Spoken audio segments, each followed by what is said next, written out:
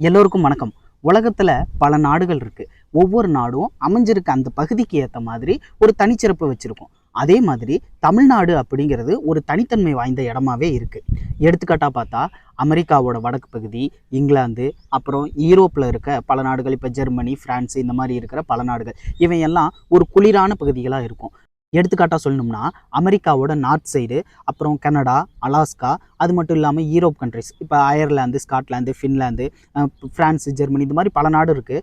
இது எல்லாமே பார்த்தீங்கன்னா நார்த் போலுக்கு பக்கத்தில் இருக்குது. அதனால கிட்டத்தட்ட எல்லாமே கூலிங்கான பிளேஸாக இருக்கும். அதே மாதிரி பார்த்தீங்கன்னா மிடில் ஈஸ்ட் கண்ட்ரியான இப்போ Saudi Arabia, Yemen, Oman, Iran, Iraq, இந்த மாதிரி பல நாடு இருக்குது.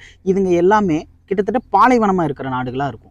ஏசியாவில் இருக்க எல்லா நாடுகளும் பார்த்தீங்கன்னா காடுகள் அதிகமாக இருக்கிற நாடுகளாக இருக்கும். எடுத்துக்காட்டாக சொல்லணும்னா India, Bangladesh, Thailand, Cambodia, Laos, Vietnam, Japan வரைக்குமே பார்த்தீங்கன்னா காடுகள் அதிகமாக இருக்கிற நாடுகளாக இருக்கும். இப்படி ஒவ்வொரு நாடும் பார்த்தீங்கன்னா அது அமைஞ்சிருக்க இடத்துக்கு ஏற்ற மாதிரி ஒரு தனிச்சிறப்பு வாய்ந்த இடமா இருக்கும். நம்ம தமிழ்நாடு அப்படி என்ன தனிச்சிறப்பு வாய்ந்த நாடு அப்படிங்கிறத முதல்ல தெரிஞ்சுக்கலாம். தமிழ் மொழியில நிலத்தை குறிஞ்சி, முல்லை, மருதம், நெய்தல், பாலை அப்படின்னு சொல்லி பிரிப்பாங்க. அதாவது மேற்கு தொடர்ச்சி மலைகள் எல்லாமே குறிஞ்சி நிலம் அப்படின்னு சொல்லுவோம். ஏன்னா அதெல்லாம் மலை சார்ந்த இடமா இருக்கும். குறிஞ்சி அப்படின்னா மலைகள் சார்ந்த இடம். மேற்கு தொடர்ச்சி மலை முழுக்க அந்த மலைகளும் மலை சார்ந்த இடம்தான். அடுத்து ஈரோடு, கோயம்புத்தூர், திண்டுக்கலோட மேற்கு பகுதி, விருதுநகர், திருநெல்வேலி, இந்த மாதிரி மாவட்டங்கள் எல்லாமே மேற்கு தொடர்ச்சி மலையோட அடிவாரமாக இருக்கும். கிட்டத்தட்ட இந்த இடங்கள் முழுக்க காடுகள் அதிகம் இருக்கிற பகுதிகளாக இருக்கும்.